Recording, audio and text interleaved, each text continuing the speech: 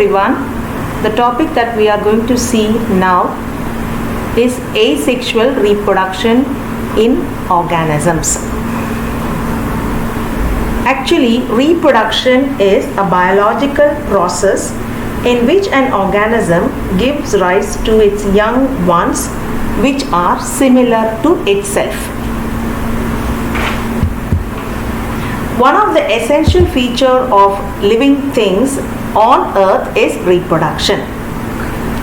Reproduction is actually a vital process which is very essential for the existence of a species. Reproduction actually brings suitable changes through variation in the offsprings for their survival on earth. Plant reproduction actually is not only important for its own survival but is very essential for the existence of all other living organisms, because other living organisms are directly or indirectly dependent on plants. Reproduction also plays an important role in evolution. We can say that reproduction are of two types: asexual reproduction and sexual reproduction.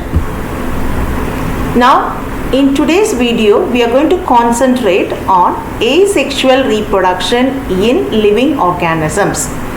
So, first let us see the characteristic features found in organisms which carry out asexual reproduction. A single parent is involved in the reproduction of offsprings. Offsprings can also be called as young ones. Offsprings that are produced, are from the somatic cells. What are somatic cells? They are actually the body cells of the organism, the cell found in the body of the organism. So, young ones are produced from the somatic cells. During asexual reproduction, there is no formation of gametes and fusion of gametes. So, we can say that fertilization does not occur during asexual reproduction. The individuals or the new ones that are formed, are morphologically and genetically identical to the parents. Morphologically means external appearance. Genetically it means the genetic constitution of the organism.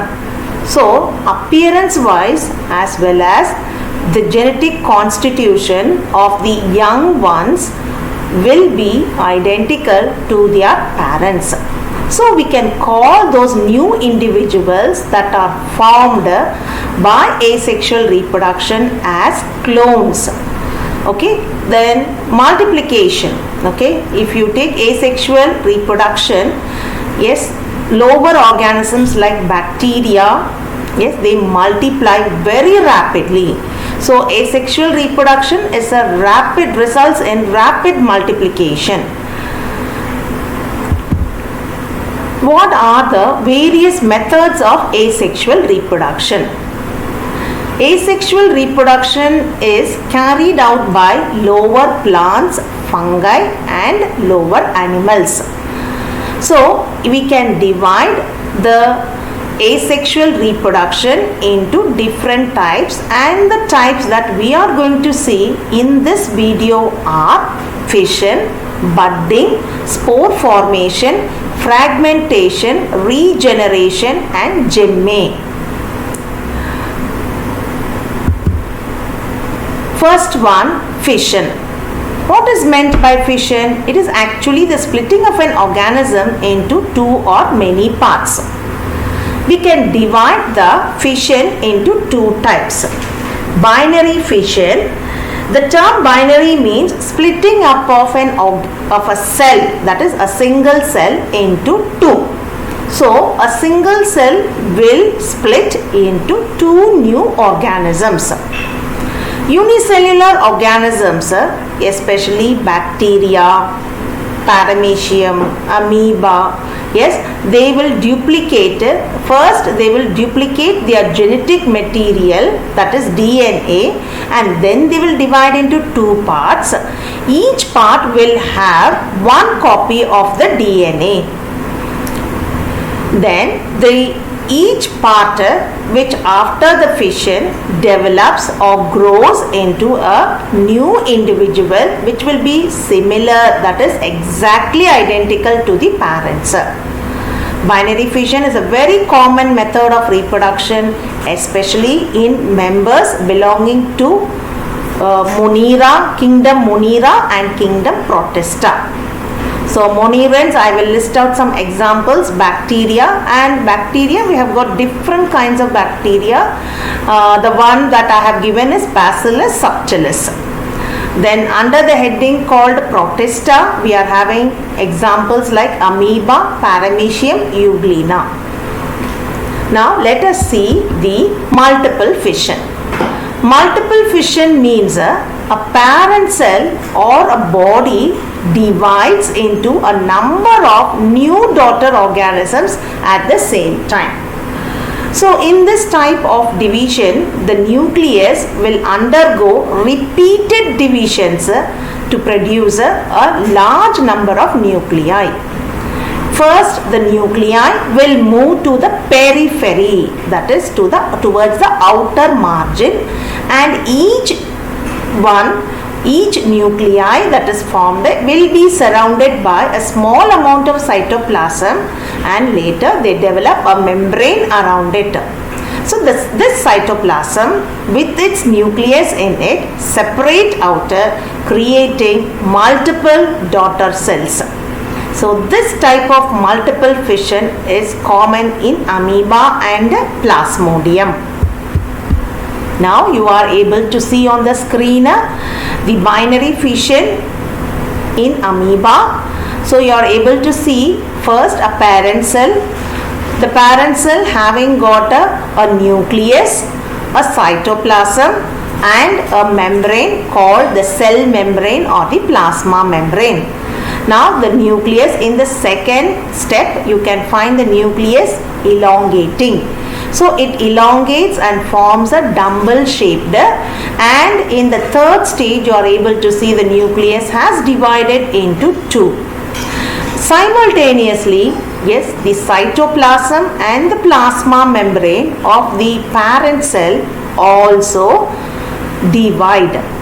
So cytoplasm divides and resulting in two daughter amoebae. So each daughter amoebae has got its own nucleus, cytoplasm and the plasma membrane. So binary fission results, a binary fission in a single cell results in two daughter cells. The second diagram that you can see is multiple fission in plasmodium. So you are able to see the RBC, okay, inside that the plasmodium present. So the plasmodium has got a nucleus, a cytoplasm and a cell membrane. So this plasmodium present inside the RBC divides repeatedly to form many daughter cells. So at one stage the RBC breaks and releases these daughter cells. So during multiple fission, a single parent cell will divide and form many daughter cells. What are the differences between binary fission and multiple fission? During binary fission, the nucleus divides into two parts. During multiple fission, the nucleus divides into many parts or into many nuclei. Binary fission occurs during normal condition, that is favorable condition, whereas multiple fission takes place under favorable as well as unfavorable conditions. So favorable condition, I have given an example plasmodium. Under unfavorable condition, I have given an example called amoeba. Binary fission forms two new individuals. Multiple fission results in many new individuals. During binary fission, the cytoplasm divides after each nuclear division, whereas in multiple fission, the cytoplasm does not divide after every nuclear divisions. The second one is budding. But during budding, a new organism a new organism is going to be formed as an outgrowth from the parent. This outgrowth is called as the bud. So how do these outgrowths occur from the parent? So from the parents, due to rapid cell division at one particular site, small outgrowths, which we call them as buds, develop. These buds grow, develop organs like the parent. So they will be exactly similar like the parent, and then when they are fully formed, they get detached, yes, and fall down and develop into a new individual. Budding is very commonly seen in certain fungi, for example yeast, and some sponges like hydra. Now in the screen you are able to see the budding in yeast. Yes, you are able to see parent yeast cell which forms a small bud. You can see on top. Yes, when comparing to the parent cell, the bud is very small, and later the bud grows, and when it becomes little larger in size, it gets detached from the parent cell. Now this new yeast cell, which is called as the daughter cell, yes, is able to lead an independent life. Next you can see the budding in hydra. You can find hydra having got a body with lot of tentacles surrounding its mouth and a small bud found on the lateral side. The mouth is called as hypostome.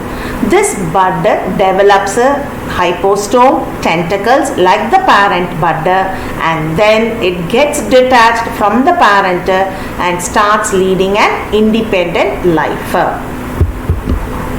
The third one that we are going to see is spore formation. Spores are actually small microscopic unicellular structures that contain a nucleus which is surrounded by cytoplasm. These spores are capable of forming a new individual on the return of favorable condition. So spore formation, usually these spores will germinate when they come across favorable conditions. Spores could be seen developed in algae, fungi and plasmodium. Now let us see the few types of spores. Actually there are many types of spores produced in plants and animals. We are just going to see three types. The first one called zoospores. The zoospores are motile and flagellated spores. Motile meaning is they can move. They can move from one place to another.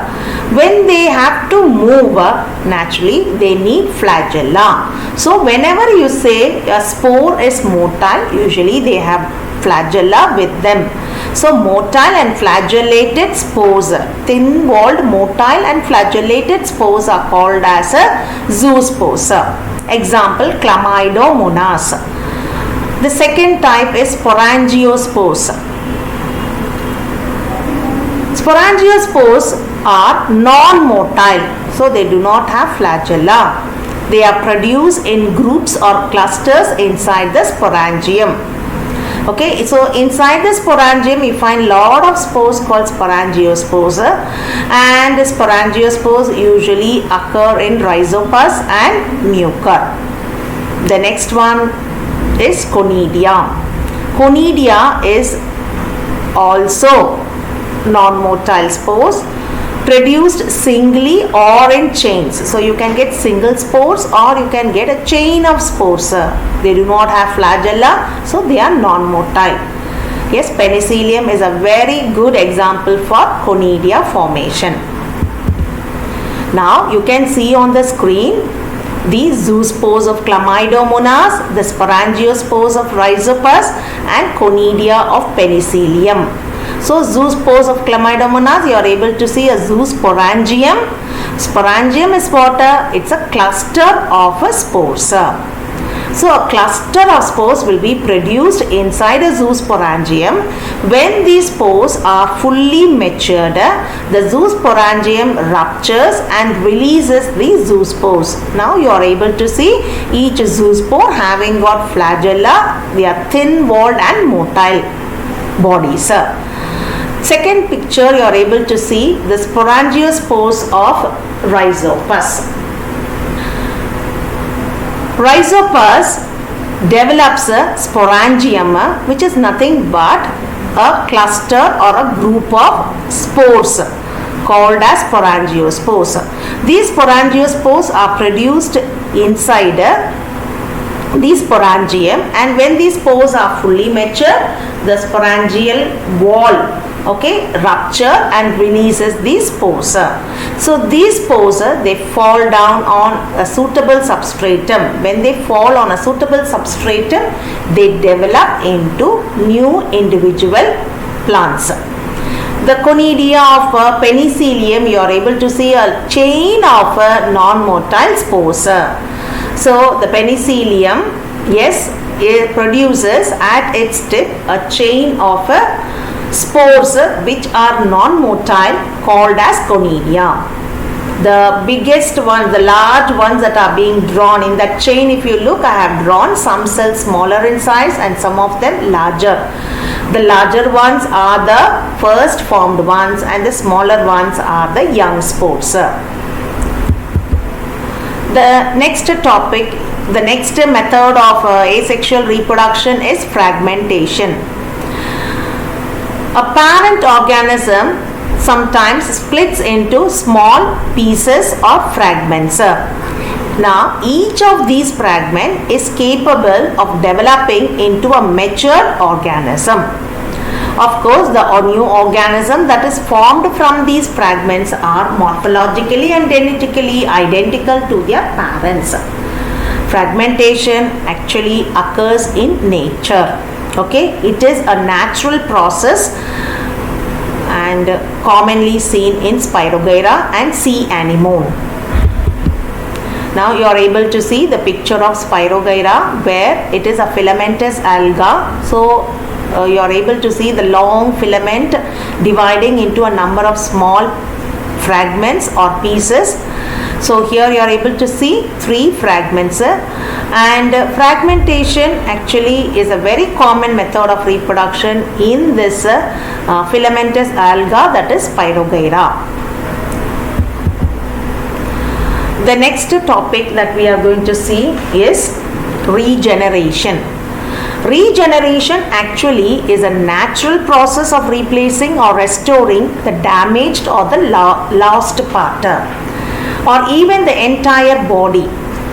Actually, regeneration is a special feature that you find certain organisms have. Regeneration is a method by which a particular plant or an animal is able to develop its lost or damaged part. Like for example, you take starfish or you take planaria or hydra. These organisms, if their parts, body part is being damaged or it is being lost. Lost means that it may be a few cells, it may be tissues or organs. Yes, they are capable of developing the damaged or the lost part. It is actually a simple multicellular regeneration occurs in simple multicellular organisms. So any part of their body is being cut, they develop that particular part and yes, that becomes a normal regeneration, helps the plants or animals to become normal. So they develop their lost part by this process called regeneration. It's especially seen in planaria and hydra. Now in the screen you are able to see planaria. Yes, the parent planaria, it divides into 3 fragments, and each fragment is capable of forming daughter cells. So you are able to see each fragment developing into a daughter cell. So you are able to see 3 fragments from which you get 3 daughter cells. The next one is gemmae. Gemmae are, it's actually a plural word, singular is gemma, are a group of cells that will serve as a means of vegetative reproduction in some mosses and liverworts. Mosses, liverworts are bryophytic plants.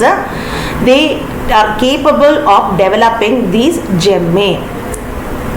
These gemmae, that is a group of cells, they develop, detach themselves from the main body, and they occur inside cup-like structures. Those cups are called as gemma cups.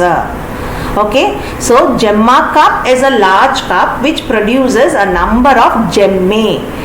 So each gemma is capable of developing into a new plant. Example is Marchantia. Now let us see the picture of the gemma cup. So you are able to see a gemma cup producing a number of small, multicellular structures called as a gemmae. These gemmae only detach, fall down into the soil and try and develop into a new individual plant. Now, vegetative method of propagation is also an asexual method of reproduction, because during vegetative propagation, parts like root, stem, leaves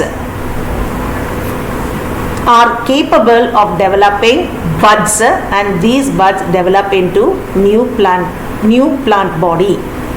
So the old mother plants, root, stem, leaves of the old mother plant, yes, they are able to develop into new individuals. So the buds found in the root, stem, leaves fall into the soil and develop into a new plant.